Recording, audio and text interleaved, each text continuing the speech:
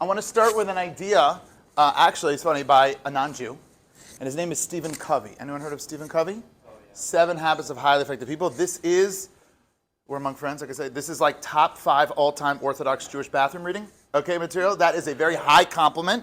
We do not learn Torah in the bathroom. However, non-Jews whose works are excellent and amazing. I know it sounds like it's denigrating. It's actually a very high praise, okay? He is very well accepted in the Orthodox world because he speaks of amazing principles. A lot of it is Torah-based. And he says something that is totally lost to our generation today.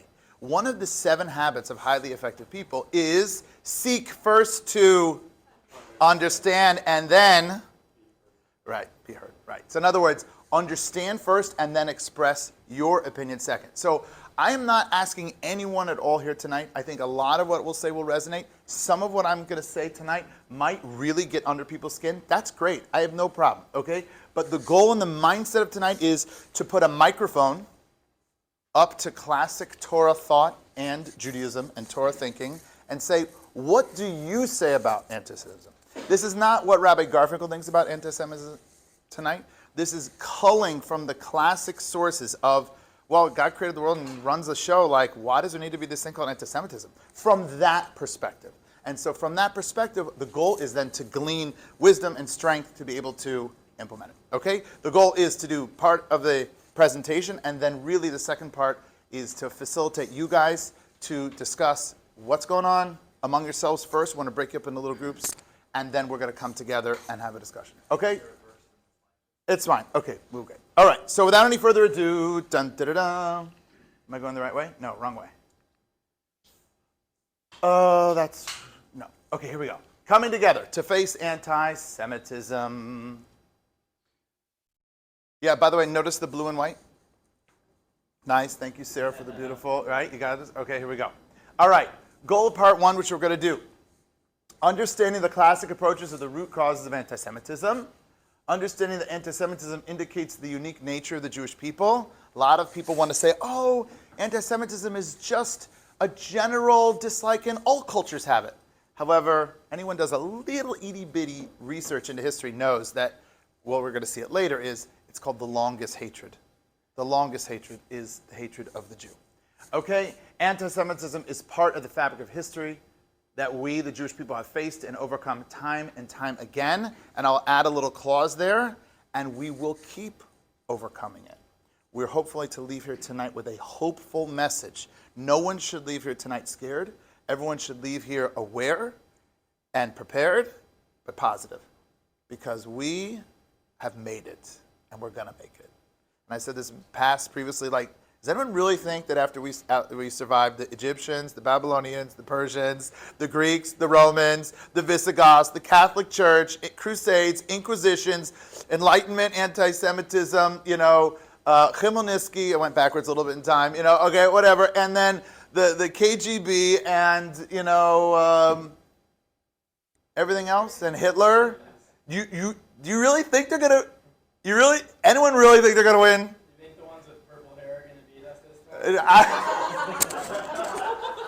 Reuben, that's a great line. I don't think I could say that, but you could say that. That's very good. Okay, so there you go. They're not going to beat us. Okay, here we go.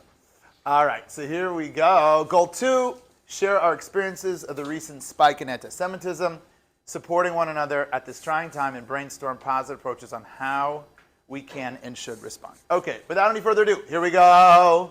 Anti-Semitism, the oldest hatred. Yeah, there's the Jew, right? Look what he's doing. I don't know. Someone's beating him. What do they have with our noses? What do they have with our noses? I don't know. Like, don't Italians have big noses too? I don't understand, right? Okay. All right. This looks like it's sometime actually in the Crusades. Okay. The oldest hatred, and we went through the litany of, okay, ancient Egypt, right? Pharaoh famously says in the Torah itself, hey, these Jews, they're getting really big. Maybe if we're going to be attacked, and then what they're going to do, they're going to join our enemy. What is this, like New York Times? Like, why are you worried that an enemy is going to come, and when the enemy comes, and then they're going to enslave us? Okay, so this is right even in the Torah itself. Okay, ancient Greek and Rome. By the way, pretty much every round of anti-Semitism, we get a holiday out of it. It's a pretty good deal, okay? Egypt, we got Passover on it. Greek, we got Hanukkah. Persia, we got Purim. I'm not sure it's up here. Okay, Christian anti-Semitism, Crusades and Inquisitions. Again, we can't go through everything, but these are just some of the highlights. Ladies and gentlemen, we're going to go through do we call these highlights or lowlights, you know? The highlights of anti-Semitism. Ladies and gentlemen. Okay, here we go. See, we're going to have fun tonight. Okay, Muslim antisemitism, jihad. Fun little asterisks of history, by the way. For much of the time in what we call the Middle Ages, we did better under Islam than we did under Christian, with certain exceptions, al-Muhajirs, etc. But okay, interesting footnote. Up until obviously starting in the early 20th century, things transitioned dramatically. Okay, all the way now into the Enlightenment. It was very interesting. Anyone who's done a little bit about emancipation and Enlightenment emancipation and really 19th century Europe, everyone's like, okay, we'll emancipate those guys. Those guys are good. And they were racking their brain. What are we going to do with the Jews? What are we going to do with the Jews? And it's so, whatever. I was a history major at Stanford University, and I remember like this was like the topic in 19th century, like the Jewish problem. I'm like, they didn't have any problem with the serfs or this and the other, and liberating everyone, you know, the equality, the rights of man. They didn't like have debates about what to do with it because everyone somehow saw the Jew as the other. What was going on? Okay, and there we go. The Jewish question. Here we go. Okay. And then you have racial anti-Semitism, which is it's genetically based, and that we know what it ended up in Nazism and the acting on this as well. Okay. By the way, please take pictures as much as you want. Just remind me, we'll send you the whole presentation as well. Okay, here we go. And then the latest, anti-Semitism as anti-Zionist. I'm not anti-Semitic, I'm just anti-Zionist. Okay, one of my rabbis had the absolute, just devastating answer. He says, please do me a favor. List the top 10 evil countries on planet Earth. Can we do that? Just real quick, just throw them out. North Korea. Iran. China. Syria. Russia. Ireland, Afghanistan. Okay, we got at least 6. Okay, right, okay. How many BDS movements are there against any of those? How many UN censures are there? Like, Russia literally invaded Ukraine. I think they got, look, what? Now, it's not nice now. Leave those Ukrainians alone. Well, tis, you know, Israel breathes. It's like, we cannot believe that you used up the world's oxygen, destroying the ozone layer. You know, whatever, okay? We literally, okay? So if you see that there was an equal BDS movement on campuses for all of the evil countries, then okay, so Israel's just one, but it's not. It's not. There's only one BDS movement, and that happened. Well, lucky do. Who is it going to be? It's going to be against us. Okay, surprise, surprise. So many times you'll see anti-Zionism is just a cover for anti-Semitism. All right, so let's go through. I feel like I'm in a game show. Ladies and gentlemen, can I have the top? Oh, what was that? Family Feud, right? What are the top reasons? What are the reasons you would think that are explanations for anti-Semitism? Now, by the way, we're going to go through just a few things really quickly. It could very well be that a lot of things are factors of anti-Semitism, but we want to get to the core. We want to get to, as we say, into the kishkas, into like the guts. We want to get to like what is not, ready to go Talmudic with me? We want to not the siman, we don't want the sign of when I see anti-Semitism, I can recognize it. We want the siba. We want the reason that causes it, okay? In Talmudic thinking, that's actually a very interesting thing you can apply to your lives. What is a sign versus what is the cause and effect? Okay, so here we go. Some people say that it is economic power theory. Jews control Hollywood. True. It's true. It's true. By the way, why did Jews control Hollywood? Yeah, they weren't allowed to do anything else. So we're going to go over here and we're going to like kill it over here, right? And do well. You guys control Hollywood, but you wouldn't let us play with you. That's how we became the bankers too, right? The bankers throughout the Middle Ages, you guys lend money on interest. Yeah, sir, because we couldn't own land or do any of that farming stuff, so we just became like the bankers. Like, what do you want from us?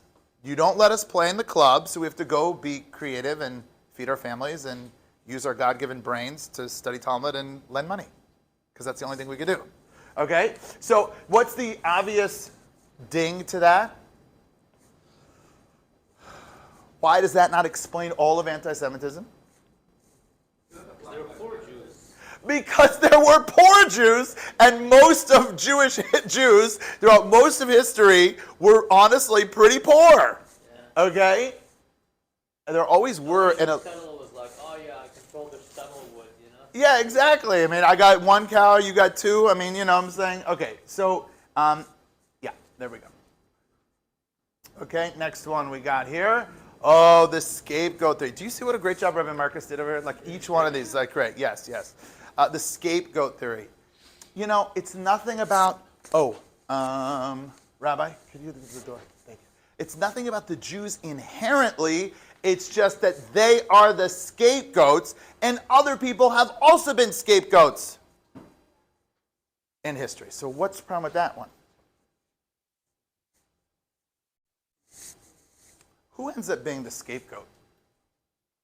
The popular kid in class? The scapegoat is always the person that either you want to blame or you can blame and get away with it. In other words, again, the scapegoat is the sign, okay, that the Jews were hated, but it's not the reason why Jews were hated, okay? Hopefully that's not too bad. Okay, I couldn't resist it. Okay, I couldn't resist it. Okay, next one, the outsider theory. These guys are on the outside. The Jews, you guys have got to cut those side locks, get rid of those yarmulkes. Why are you dressing like 19th century Polish noblemen? It's the 21st century, for goodness sake. And just take that yarmulke off. Just take that off. What's the problem with the outsider theory? It's a gaping hole in this theory. There are other religions. Okay, yeah, there are other religions are also on the outside, have not. And what happened? Ohad is speaking what we say emet, truth of truths. Okay, it's a little bit uncomfortable. Most Jews in World War II, before World War II, lived where? Poland. Poland, specifically Poland. Okay, where did the pernicious, virulent, violent anti-Semitism start? Western Europe. Oh no, Hitler was very much focused that it starts here, but that's where we're going. And some of us have been together in Poland together. You see, there were a few concentration camps, death camps in maybe only one death camp in Germany. The ground zero was Poland, okay? It didn't start in Poland. Why is that interesting? Because when the Jews try to become the insiders, when they say, okay, you don't like us because we're different? Fine, I'll just, sorry if I blinded you with that. Okay, I'll just become an insider and then everything should go great. Unfortunately, history has shown just the opposite. Yeah, Corey. That was one of the things that Theodore Herschel, because he explored all these different ways that could combat anti-Semitism. And one of the things he considered was basically mass conversion. And it was the whole thing with the Dreyfus affair, and I don't know if you're actually going to go into this or not, but where this French nobleman or whatever was tried. He was a captain in the French army. And Yeah. he was like a very secular. Totally secular. Completely not the image that you would think of like a very Jewish person. But there were people like basically rioting in the streets calling for death to his Jews. Do you know, it's an Israel day today. Let's just go through it briefly because it's very powerful. In 1896, a young journalist named Theodor Herzl was from Vienna, Austria, who literally was one of the most assimilated. I'm not blaming him, I'm just saying he was famously very, very, very secular. And he was a visionary. That's his greatness. Visionary. He comes to 1896 to a trial because France got whooped by Germany in the latest round of their wars that have been going on for like 1,000 years, okay? And they knew there was a spy. And it actually ended up really being 2 French non-Jewish generals. And what happened was they blamed this Lieutenant Colonel Dreyfus. It's called the scapegoat. There you go. And what he comes to, he sees Paris, the most sophisticated place in all of Europe. They're the most advanced. They've been fighting for the rights of man for at least like 2 years or something like that. Anyway, and he sees literally all of France is torn into two. They're fighting, let's kill him. No, we can't. We are sophisticated French, but I gotta kill him. And he cannot believe, he said, if there's anti-Semitism to this level of vitriol in 1896 in France, there's no hope for the Jews. We need our own place. And that was the beginning in 1896 of Zionism. That trial, that antisemitism, as from that scapegoat thing. Okay, excellent. Thank you for bringing that up, Corey, and it connects to what we're going to. Okay. Racial theory. Oh, Rabbi, that's funny. That's funny. He's a funny guy. See, I don't even know what's coming up. Okay, so racial theory, obviously racial theory. I mean, if you look just in this room alone, you're going to have a little difficulty, piecing together what race we are. Ashkenazi, Sephardi, Ethiopian, Temani, Italki, Edut Mizrach. What? This room specifically is a bad example. No, we're mostly Ashkenazi Jews, but we do have some Sephardic. I would do a Sephardic trill right now, but I can't quite get it. Okay, yeah, you got a Sephardic trill for me? Yeah, oh, you got it? Okay. Okay, clearly.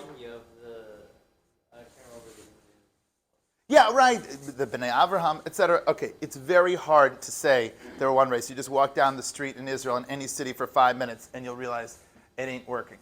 Okay? Let's go on. Religious theory. He is so funny, this rabbi.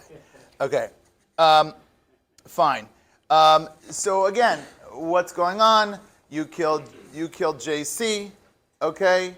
By the way, it's not clear that the Romans killed Jesus. We passed him on. Okay. So let's just say, okay, good, we did that. Not good, but okay, let's agree that we did that. Fine. Why aren't they mad at the Romans? Why is there not a Christian enmity of Roman servant? Oh, because it became the official state religion in the 300s. Right, exactly. In other words, again, it's an excuse for it. And clearly there are many non-Christians who don't like the Jews as well. Same thing with Islam. And so therefore we're lacking one cohesive idea of what could be the root cause of what's going on. All right, as we move on. Dun, da, da, da, da, da, da, da, da. We're going to run through this quickly.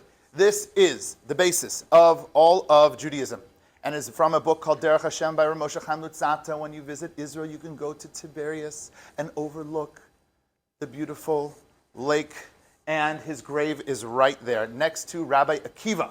Okay, 3 strikes and you're out. God created the world. Adam and Eve were Jewish or not Jewish? They were not Jewish. Some of the oldies and goodies know this one. Okay, right? They were not Jewish. So Adam and Eve, can't go through it now, sinned in 3 different ways in the Garden of Eden, in 3 different realms. Okay, and then the rest of humanity had 3 strikes to get it right. And what happened? Okay, here we go. Adam and Eve sinned in 3 ways. Can humanity, as a whole, kick it up in our interpersonal relationships? Cain and Abel, did they do well?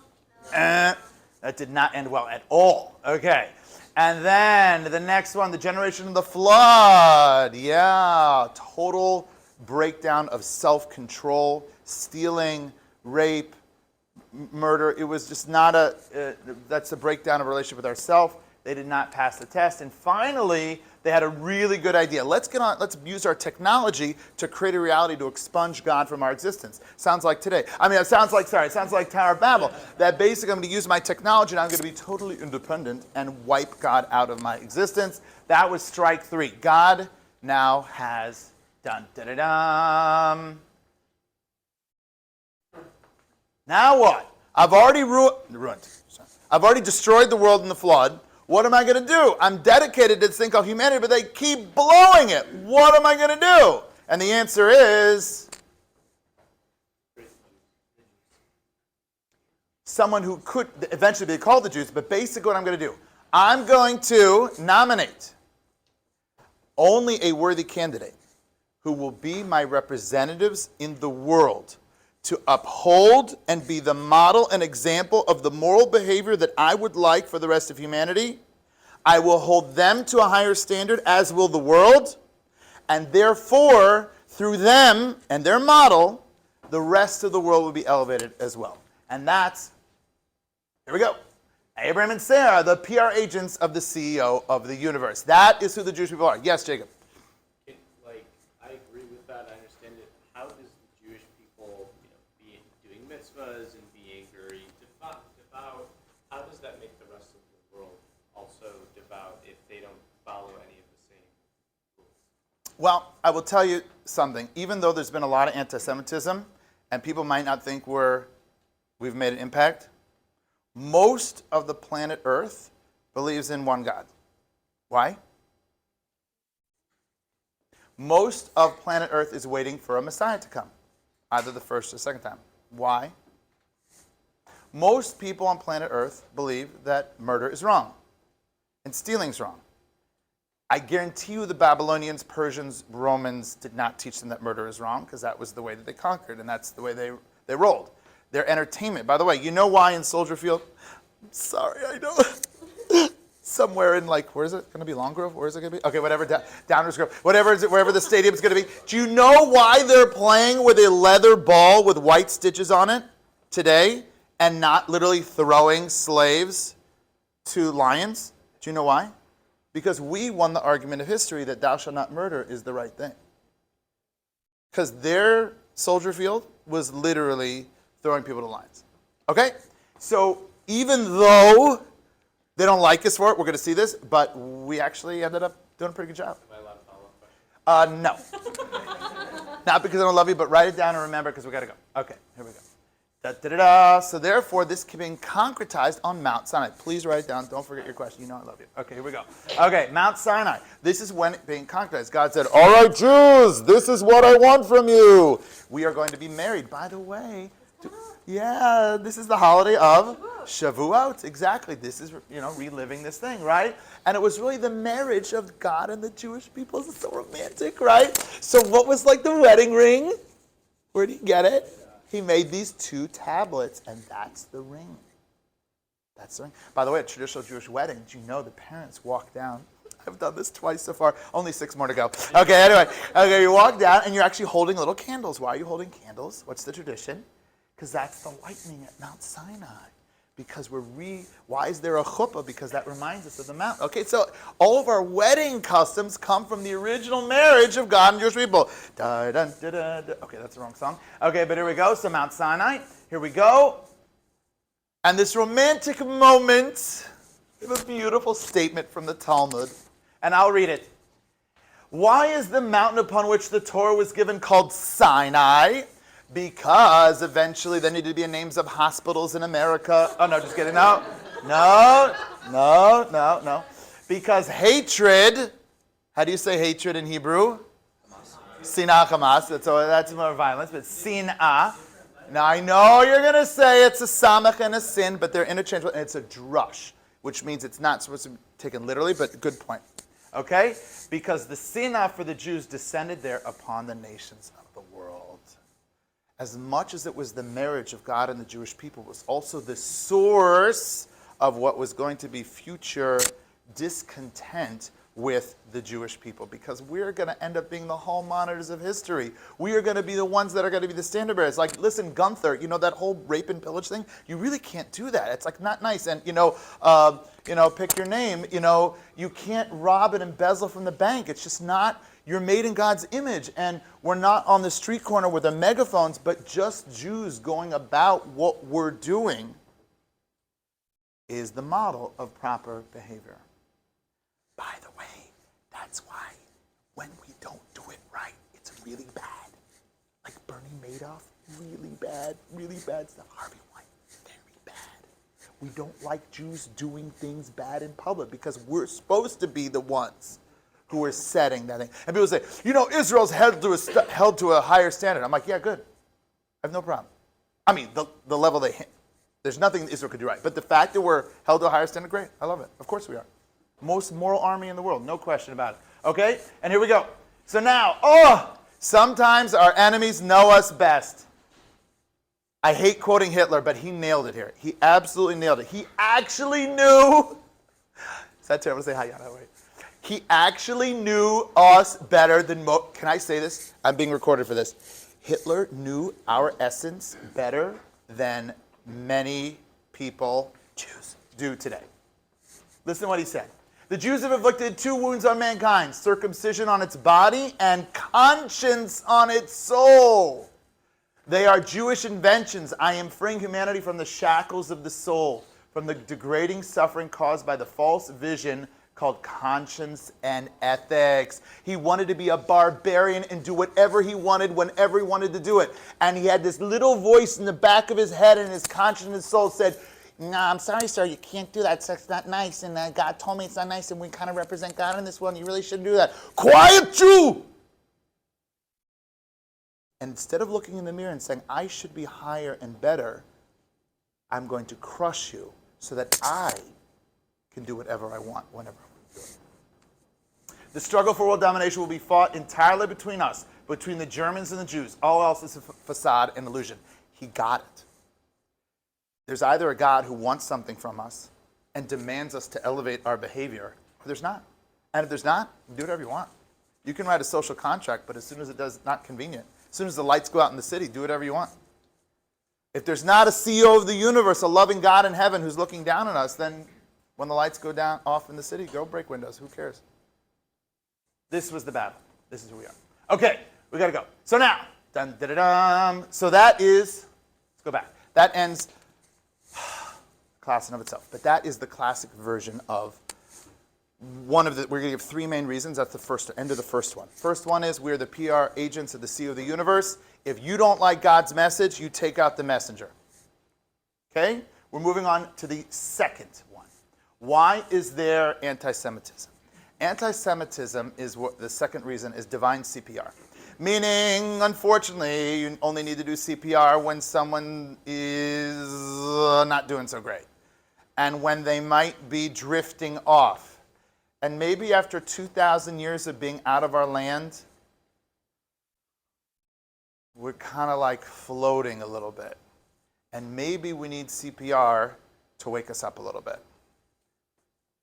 And sometimes CPR doesn't feel so good. And Rabbi Marcus said an analogy, like sometimes you have those like, you know the movies, thank you, right? And the guy goes like, okay, right? This is not pleasant. But let me frame it like this. God loves us so much, he's not prepared to let us go. Most of the people in this room know lots of other people who would never even come to a class like this. They're already gone. I had ancestors that were Jewish once. You guys are still in it. You guys are the future. Sometimes God has to do some CPR to wake up his people. Okay, so we go on. Now, I would like to, there's a very, very famous quote from Rabbi Chaim of Volozhin.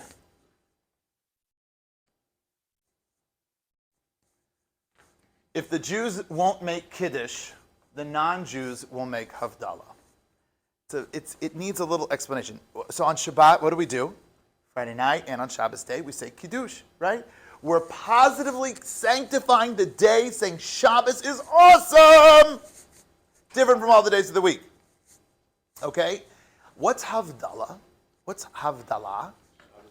Shabbos is over. I need to make a distinction. I need to make a separation. That I am now getting a WhatsApp message. I'm sorry, no. I am now... Is that me? Okay, it's okay. It's okay. I lost myself. It is now a holy time of Shabbos, and I'm going to separate, and we're going to make a separate time called the rest of the week. That is called Havdalah. So what does the Rav Chaim Volozhin mean when he says this statement? It means that when Yes, the dear. non-Jews will make Havdalah, means like the non-Jews are not holy, and many of them are not doing mitzvot, and they're not like acting out, modeling good morals and ethics, and that is they will start that time off. They will kick that time off of lack of goodness. Okay, but what does it mean vis-a-vis us? Right, and if we don't abide by the vote and act out our Judaism and stay close to our Judaism and bring everyone together. Right? There's this switch, it's like a flow chart. Jews, you're rocking it, you're plugged in, you're positive, you love it, you're raising great, vibrant, happy Jewish families, and you're giving tzedakah like you should, and you're eating holy, and you're living holy, and fill in the blanks, okay? I got it. You know who you are. You're doing the purpose for which I created you. You're those PR agents for me. It's great. But at a certain point after 2,000 years, it gets rough. It gets hard to remember who we are.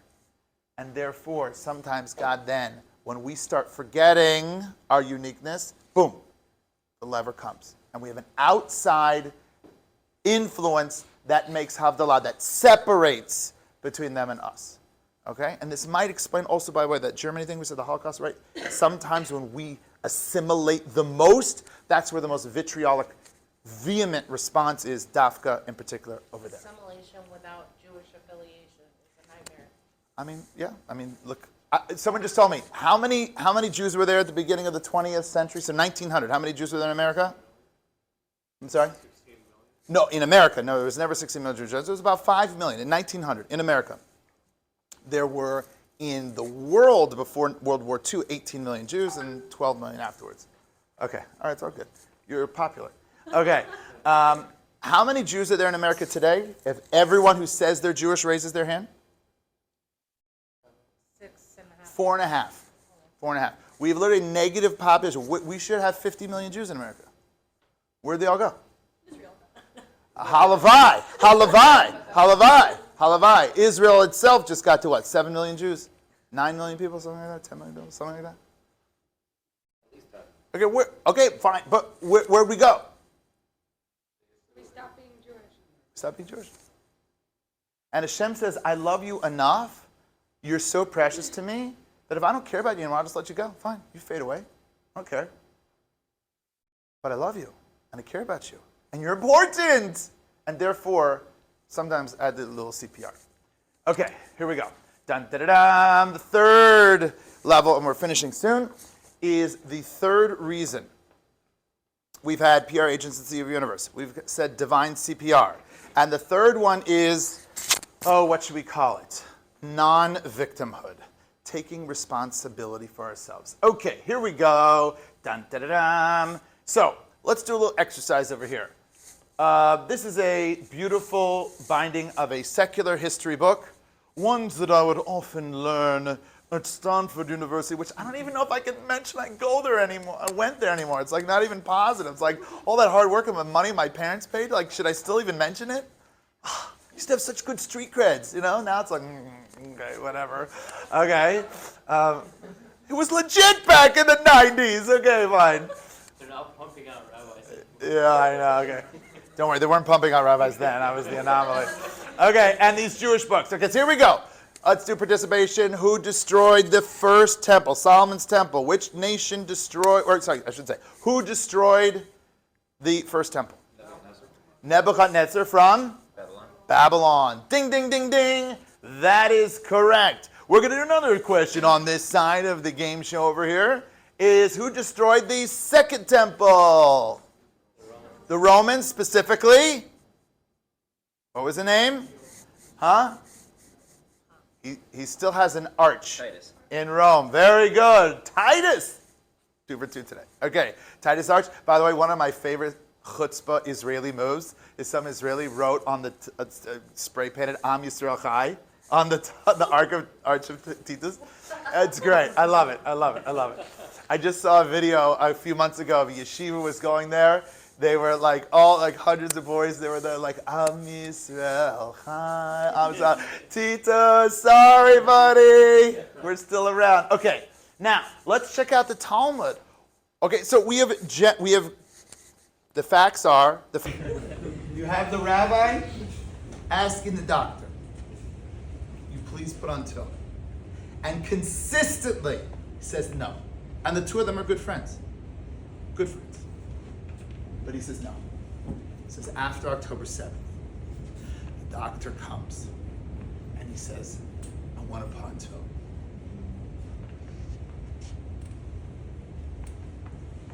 And he explains, he says, if they hate us for being Jewish, then I need to know what it means to be Jewish. And he put on his phone for the first time. And I don't know what, maybe because this is, whatever, it hits me every time. But look at it, they love each other, he loves him. And how many years does he ask for no children? But it was only because of October 7th, with the whack that we got.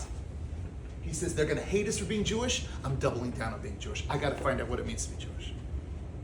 Be better agents. Oh.